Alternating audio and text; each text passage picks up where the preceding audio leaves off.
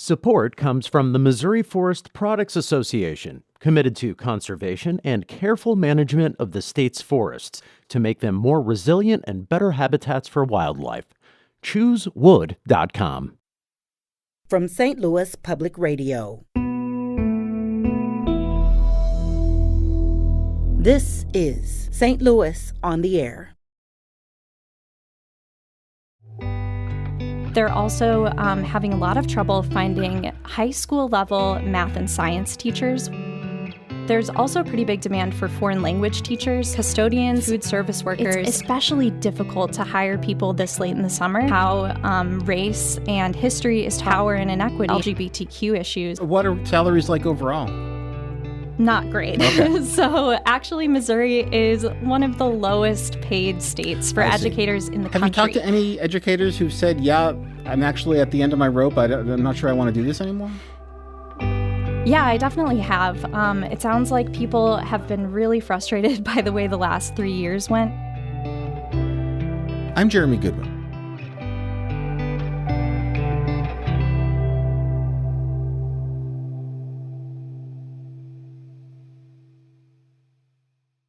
Teachers and other educators are facing many pressures these days. That includes challenges posed by the coronavirus pandemic, low pay, and a political environment that's increasingly critical of their work. Joining me in studio to talk about it is St. Louis Public Radio education reporter Kate Grumke. Kate Grumke, welcome to the program. Hi, thanks for having me. So I understand that staffing was a challenge even before the pandemic. Is that right? Yeah, that's right. So nationwide and here in Missouri, there is an ongoing teacher shortage. And what that looks like here is in the last decade, we've actually seen a 25% decline in the number of people who are signing up for teacher enrollment programs. So a lot less people are interested in becoming teachers. Then on top of that, there's a really high turnover rate in education. So in Missouri, we actually have an attrition rate that's even higher than the national average. And it's not good nationally. So it's a pretty tough situation where people are both leaving early and not coming in on the front end. It's interesting to hear that it's not only a shortage of people who are prepared to take on these jobs now, but even looking down at the pipeline, fewer people are getting into the field. Yeah, that's right. Less people interested. Well, I know you've spoken with people in about a dozen school districts and charter schools in Missouri and in Illinois. What are you hearing from educators right now? Yeah, that's right. So I was really curious to find out if we are seeing big resignations of teachers, because I think we all know the last few years have been really stressful for people. But unfortunately, the state doesn't collect this data and doesn't report it until pretty far out. We won't have a picture of next year until the year after that. Okay. And so the best way to kind of get at this is to just start talking to districts. And so I was asking people, how's your staff look like for next year? How were resignations and retirements this year?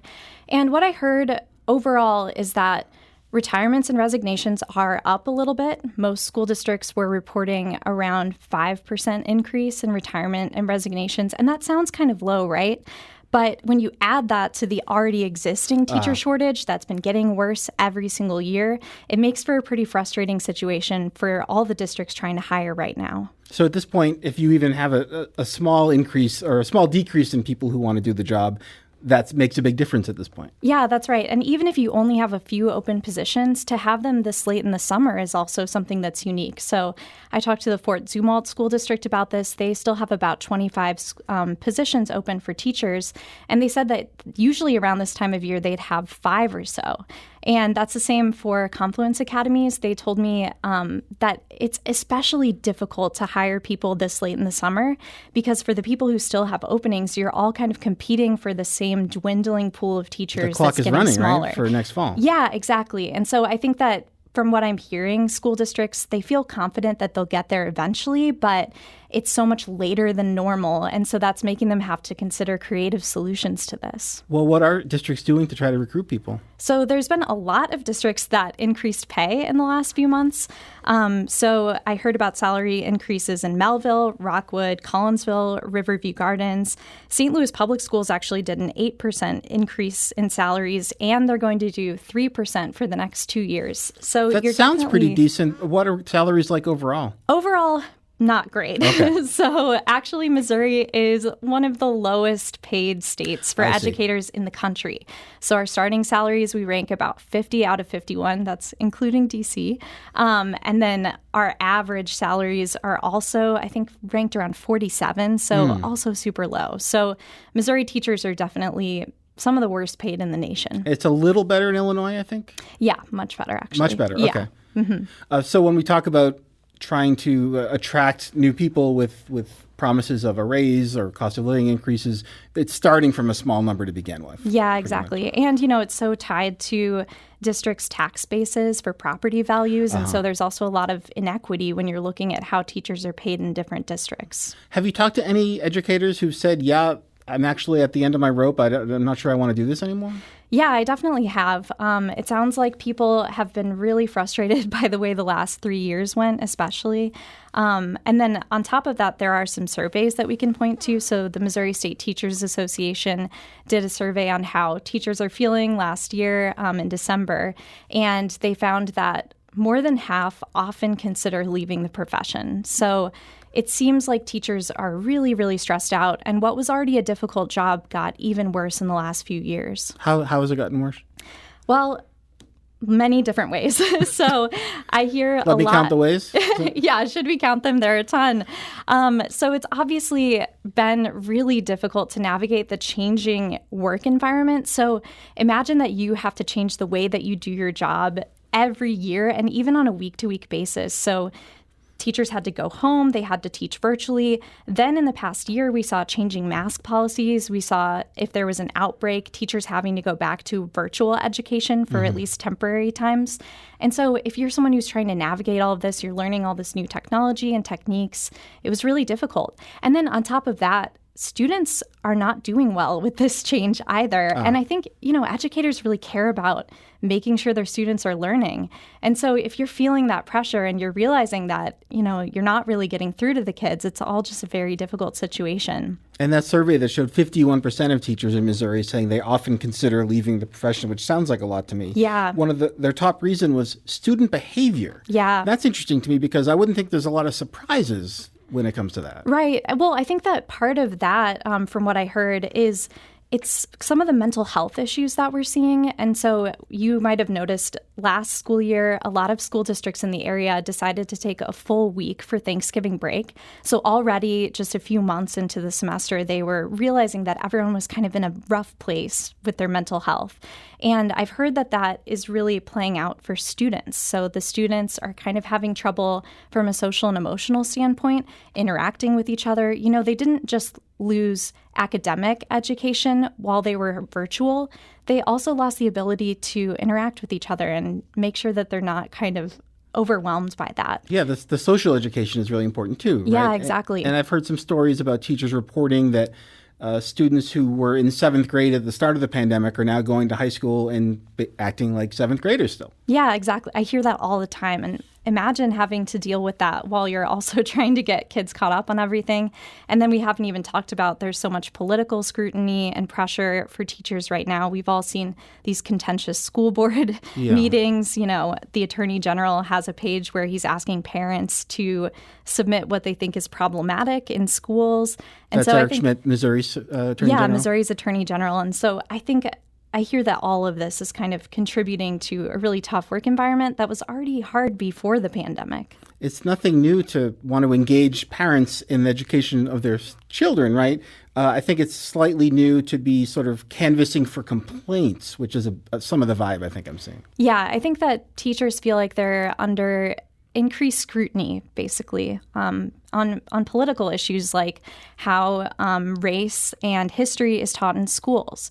There's a lot of complaints that the Attorney General has published that have to do with that, with power and inequity in schools, and then also LGBTQ issues. Mm-hmm. There was a example of a teacher in Southwest Missouri who decided to resign after being asked to remove a LGBTQ pride flag from his classroom. So that's definitely affecting educators as well. And we've seen a lot of coverage of that around the country. This is a national issue right now, but we see that in Missouri too. Yeah, and we've reported on the effort to remove books from school libraries. Those same parents are in Facebook groups together. They're online, and they're organizing to find other ways to kind of target those same issues. And the books that were being targeted were overwhelmingly written by people of color, people who are part of the LGBTQ community.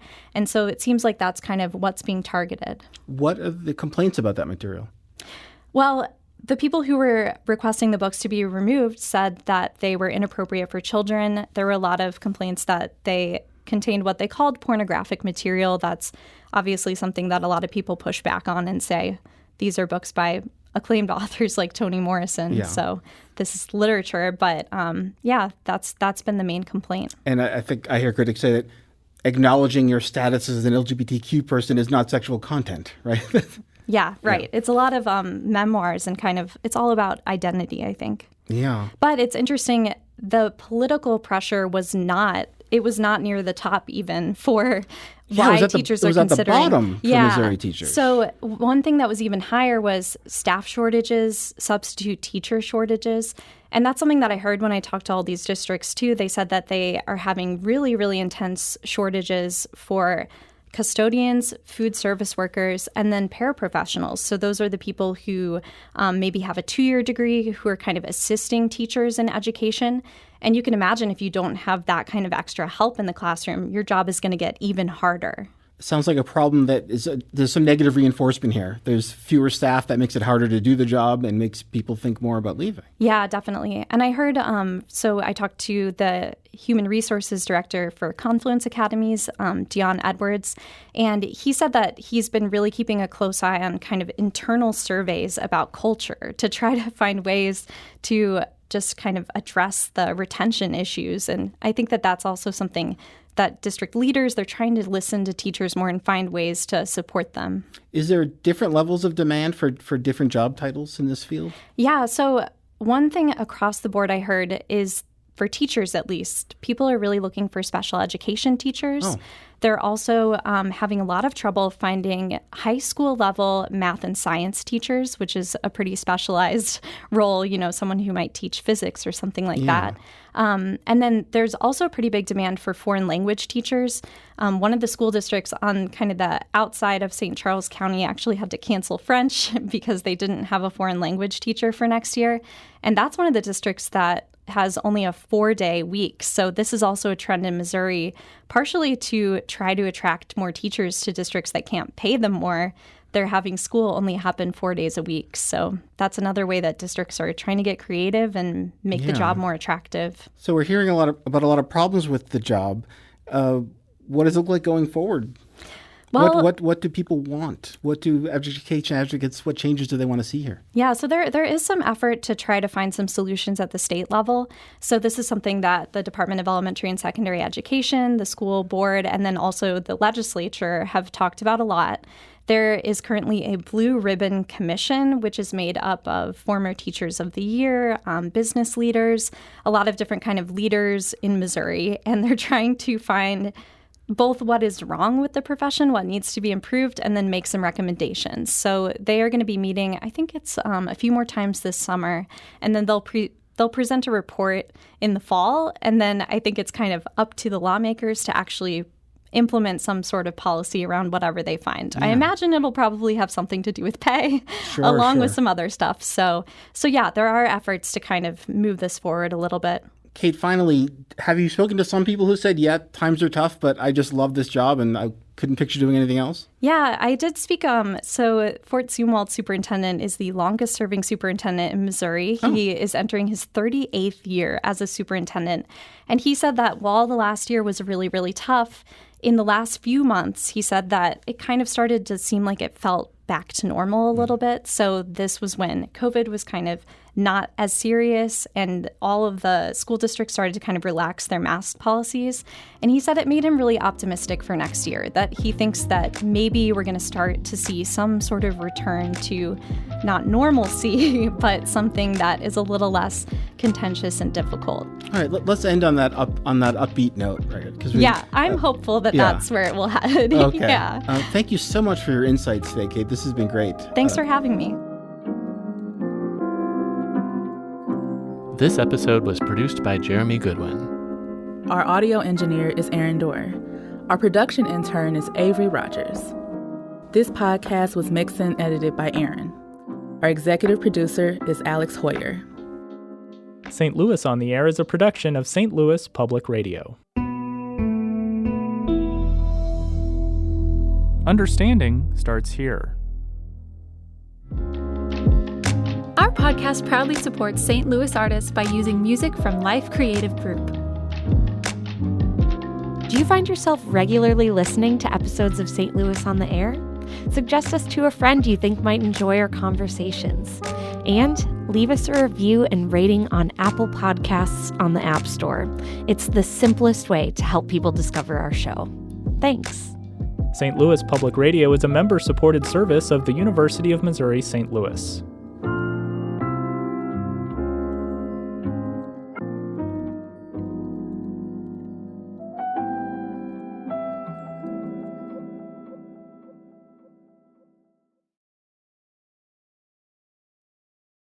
Support comes from the Missouri Forest Products Association, providing more than 41,000 jobs in the production of wood pallets, railroad ties, white oak barrels, hardwood floors, and more. Details at choosewood.com.